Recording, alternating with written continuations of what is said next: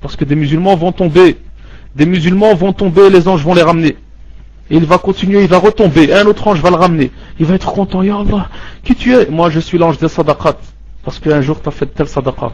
Oh alhamdulillah que j'ai sadaq tel jour. Oh alhamdulillah que j'ai sadaq. Ce jour-là on va être content d'avoir sadaqa. Aujourd'hui on a dur de lâcher. Aujourd'hui on a dur de lâcher les euros. Mais ce jour-là on va dire, j'aurais dû lâcher plus. Et il va continuer. Et quand il va tomber, un autre ange va venir, va le ramener. Oh, alhamdulillah, qui tu es? Et il va lui dire, je suis l'ange des jeunes que tu faisais surrogatoire. Et ça c'est pour les musulmans. Les mécréants c'est le contraire. Il sera sur le pont et il tombe pas, il essaie de résister pour pas tomber, et il y a un ange qui vient lui donner un coup. Et il lui dit, oh mais qui tu es? Pourquoi tu me frappes? Il dit, moi je suis l'ange de la prière que tu ne faisais pas. Alors il lui donne des coups. Jusque quand cet homme tombera. Chers frères, chères sœurs, sachez que la vie elle est courte. Le prophète sallallahu alayhi wa sallam nous dit on va vivre entre 60 et 70 ans. À la fin de notre vie,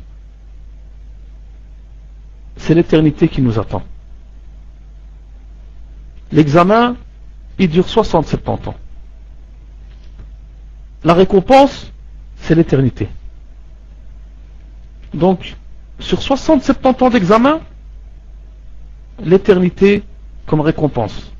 La question c'est, qu'avez-vous choisi? L'éternité au paradis ou l'éternité en enfer? Alhamdulillah, on sait déjà que le musulman ne sera pas en enfer éternellement. Mais le musulman peut y passer. Le musulman peut passer en enfer pour être purifié. Mais une seconde en enfer, personne ne peut tenir. C'est pour ça, je terminerai en disant, je ne vais pas prendre plus de votre temps. Chacun de nous doit poser la question. Il doit se poser la question à lui-même et se dire, où j'en suis par rapport à ce qu'Allah subhanahu wa ta'ala attend de moi? Est-ce que je suis loin d'Allah ou proche d'Allah? Chacun de nous doit se poser la question. Et viendra un jour où Muslim 015 se retrouvera devant Allah. Faslul Kitab aussi, Xenon Paris, Sunna 84, Nikrab 1, Abu Dujaina, Youssef Liberté, Jordania, Yous 1080, Lina 2, Anonyme Attitude, Abu Ubaida et Caillou 10. Vous allez tous vous retrouver devant Allah. Et vous allez tous être jugés. À force qu'on parle de tout ça, on a l'impression que c'est des contes de fées. Parfois on parle, on ne se rend pas compte que c'est la réalité. On ne se rend pas compte qu'on va être devant Allah. Mettez-vous ça dans la tête.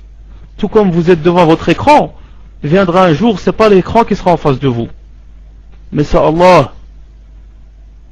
Et ce jour-là sera un jour terrible. Je terminerai en disant un hadith Qudusi où Allah subhanahu wa ta'ala nous dit, moi je veux et toi tu veux.